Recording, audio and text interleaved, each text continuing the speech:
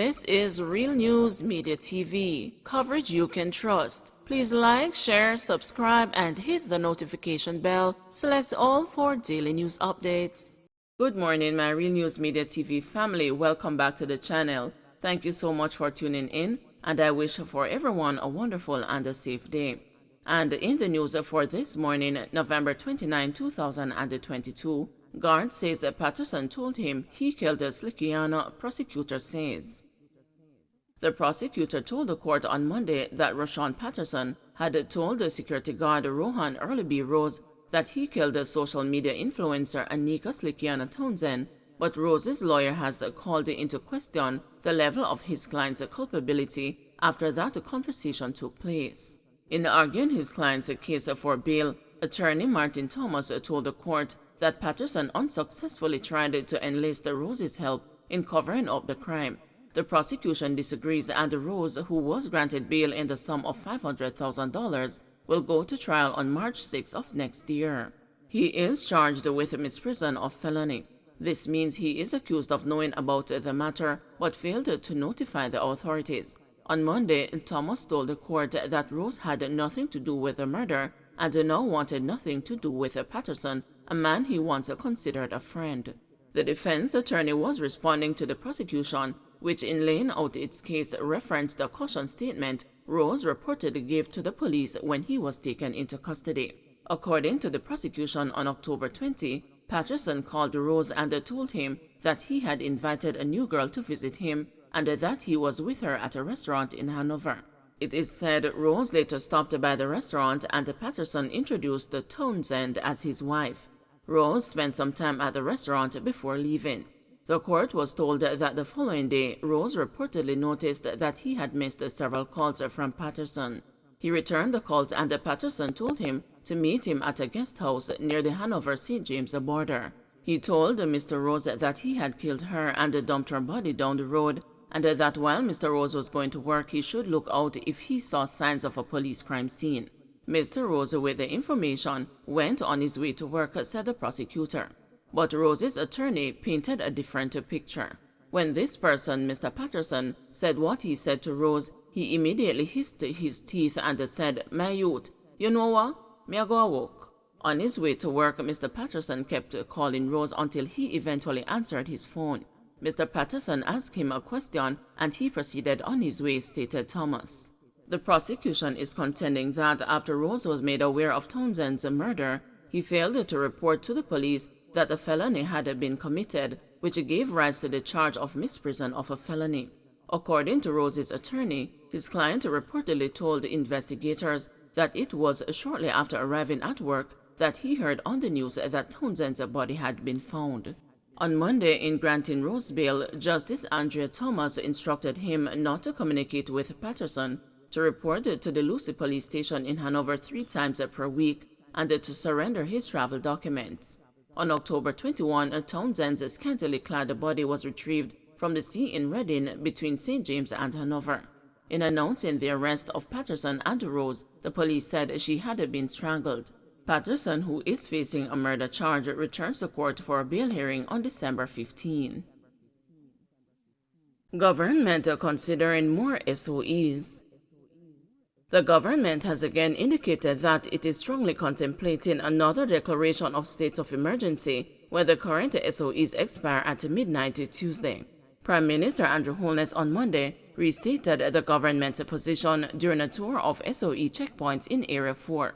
The states of emergency were declared in 7 parishes almost 2 weeks ago, but the measure will come to an end after a motion for its extension failed to receive the support of the opposition in the Senate on Friday.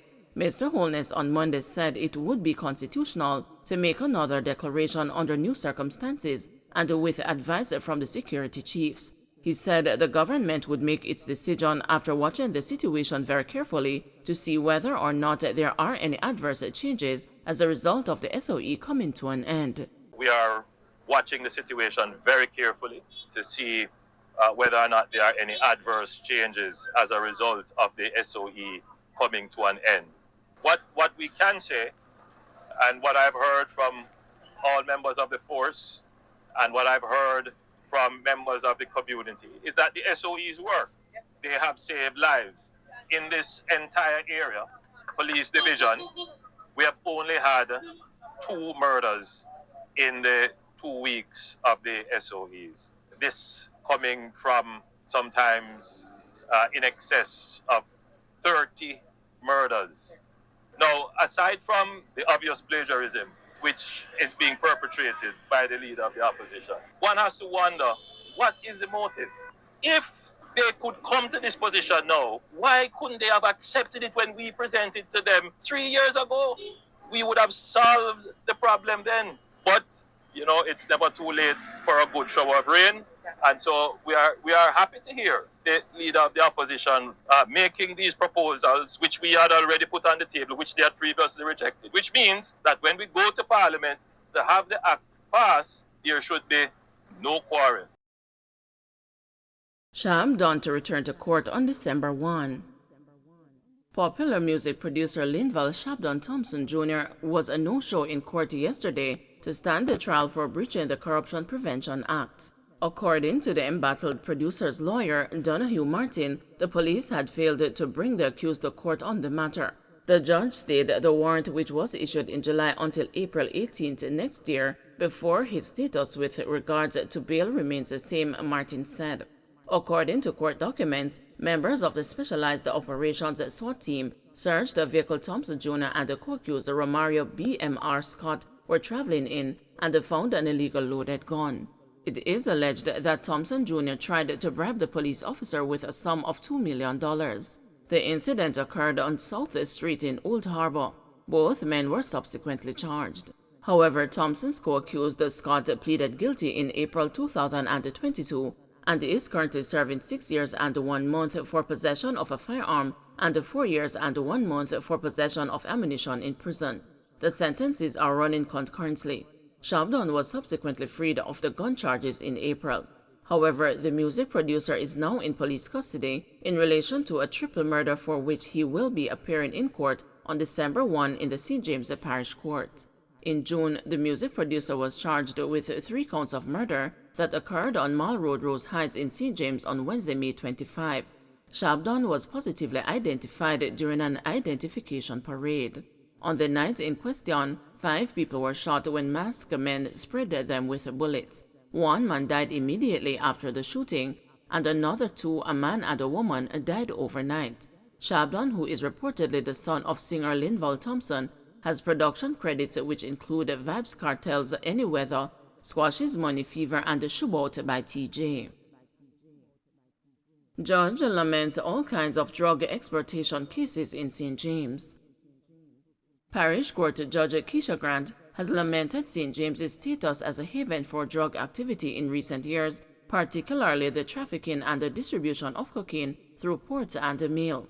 This is the parish that we have seen all kinds of drug exportation cases, and what is popular is people using DHL and FedEx to transport drugs, she said on Monday, referencing 2 courier companies.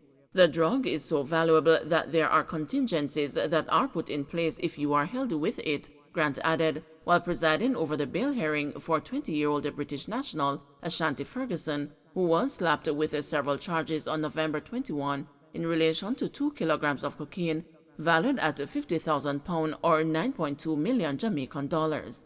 The St. James Parish Court has had a number of drug cases placed on its docket in recent times, with the street value of the drugs in each being worth millions of dollars.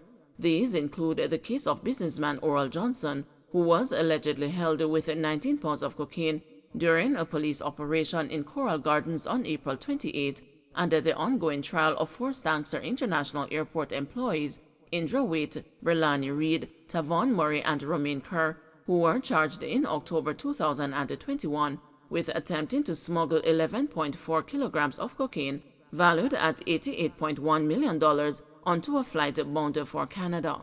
Grant also complained during Monday's hearing about the efforts that alleged drug traffickers will undertake in defiance of efforts to stop the trade, citing the case of Americans Regina West Thompson and Simone Bolden, who absconded bail in 2021 despite the stop orders in place to prevent them leaving Jamaica.